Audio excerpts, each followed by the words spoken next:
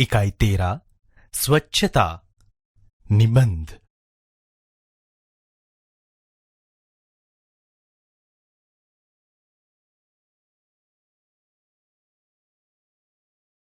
इकाई को सुनिए। स्वच्छता और स्वास्थ्य का घनिष्ठ संबंध है। स्वच्छता के अभाव में गंदगी फैलती है। गंदगी रोगों की जड़ है।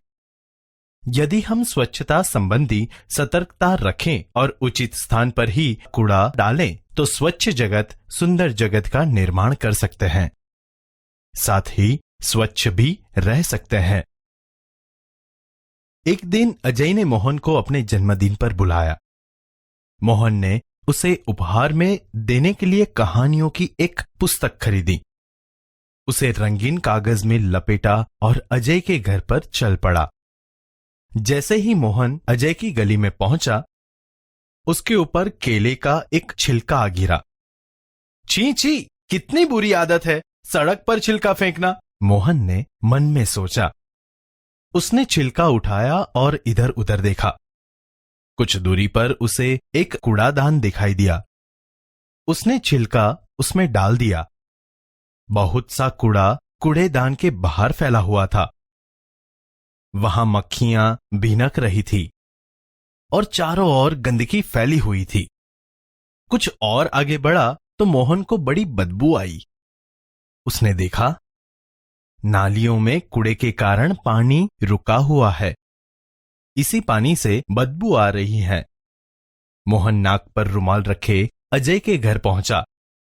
वहां अजय के और भी कई मित्र आए थे।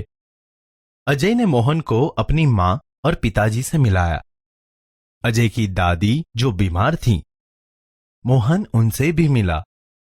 मेज पर खाने की चीजें रखी थी, जिन पर बार बार मक्खियां आ जाती थी। मोहन ने अजय से कहा, अजय, तुम्हारे मोहल्ले में इतनी गंदगी क्यों है? क्या नगर पालिका इसे साफ नहीं कराती? अजय की माताजी ने कहा, बेटा, नगर पालिका की गाड़ी आया करती है। जगह जगह कूड़ेदान भी है, पर कुछ लोग उनमें कूड़ा नहीं डालते। वे कूड़ा सड़क पर ही फेंक देते हैं, इसीलिए सफाई नहीं रहती। दूसरे दिन पाठशाला में मोहन ने अपने अध्यापक को यह बात बताई।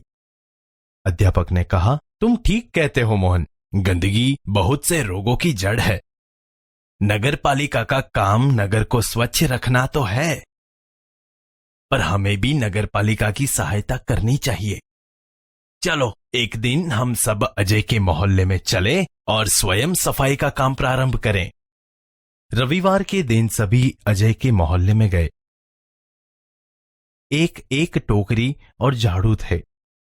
सड़क पर झाड़ू लगाकर उन्होंने कूड़ा इकट्ठा किया, नालियों की सफाई की और पानी का रास्ता बनाया। उनमें मक्खी और मच्छर मारने वाली दवा डाली। कूड़ेदान पर ढक्कन रखा। मोहल्ले में रहने वाले सभी लोग बाहर निकल आए और उन्हें देखने लगे। बच्चों में बहुत उत्साह था।